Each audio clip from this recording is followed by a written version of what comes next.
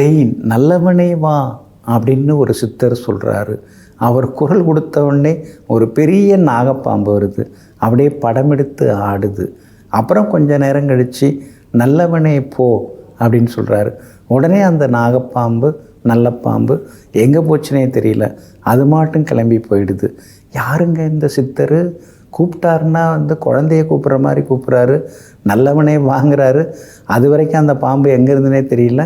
திடீர்னு அது மாட்டும் நின்று ஆடுது. போன்னா போகுது, வான்னா வருது. அப்பா, எவ்வளோ பெரிய சக்தி இந்த சித்தருக்கு இருக்கணும்.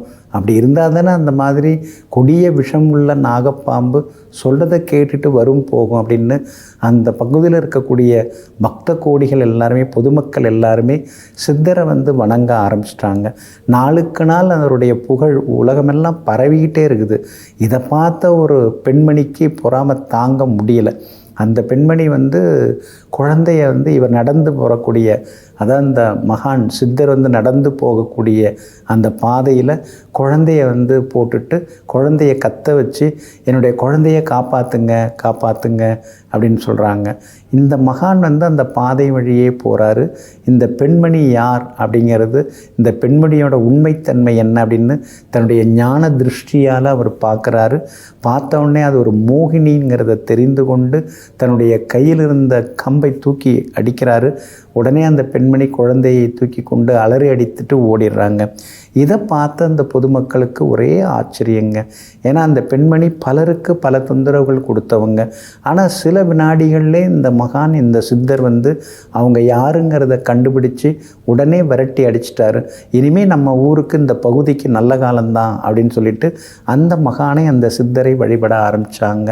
அப்படிப்பட்ட சித்தருடைய பேர் ஸ்ரீ சிவனையா சித்தர் அப்படிங்கிற அந்த மகான் தான் இந்த மாதிரி பல வேலைகள்லாம் பண்ணியிருக்காங்க. அதே மாதிரி பார்த்திங்கன்னா அரியூர் மலை அப்படின்னு ஒரு மலை, அது இன்னமும் இருக்குது.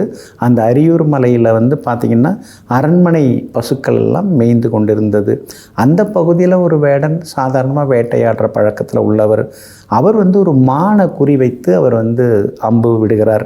ஆனால் அந்த மான் நகர்ந்துடுது. மான் நகர்ந்த பிறகு பார்த்திங்கன்னா பசுமாடு மேலே அந்த அரண்மனை மாடுகள் கும்பலாக மேய்ஞ்சின்னு இருந்ததில்ல, அதில் ஒரு மாட்டின் மீது பட்டு அந்த மாடு இறந்து போகிறது.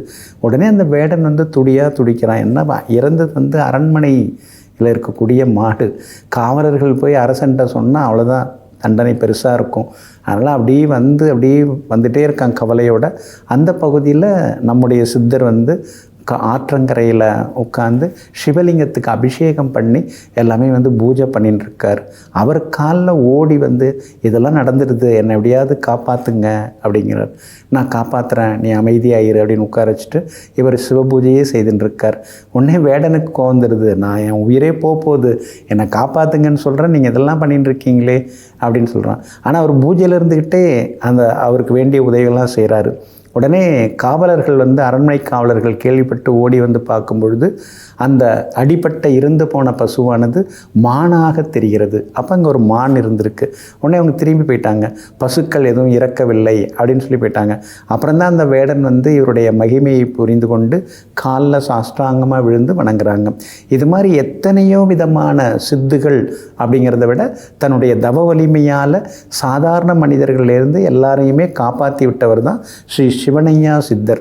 இந்த மகானுடைய மிகப்பெரிய ஜீவசமாதி எங்கே இருக்குன்னா, சங்கரன் கோவிலிருந்து நெல்கட்டும் செவல் அப்படிங்கிற ஊருக்கு போகிற பாதையில் பார்த்திங்கன்னா, அதாவது 11 கிலோமீட்டர் தூரத்தில் பாறைப்பட்டி அப்படின்னு ஒரு கிராமம் இருக்குது. அந்த பாறைப்பட்டி கிராமத்தில் இந்த சிவனையா சித்தருடைய ஜீவசமாதி அமைஞ்சிருக்குங்க. இங்கே போனால் கடன் பிரச்சனை நிச்சயமாக தீரும். எவ்வளோ பெரிய கடனாக இருந்தாலும் உங்கள் கடன் தீர்ந்துடும். கல்யாண விஷயங்கள், குழந்தை பாக்கிய விஷயங்கள் எல்லாமே நல்ல விதத்தில் வரத்தோடு எல்லாமே கிடைக்குங்க.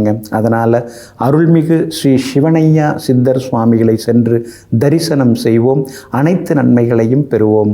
நெஞ்சிற்கினியவர்களே, குருவாரமாகிய இன்றைய நாள் உங்களுக்கு மகான்கள், யோகிகள், தவசிகள், மகரிஷிகளின் அருளாசியால் வெற்றி திருநாளாக அமையட்டும்.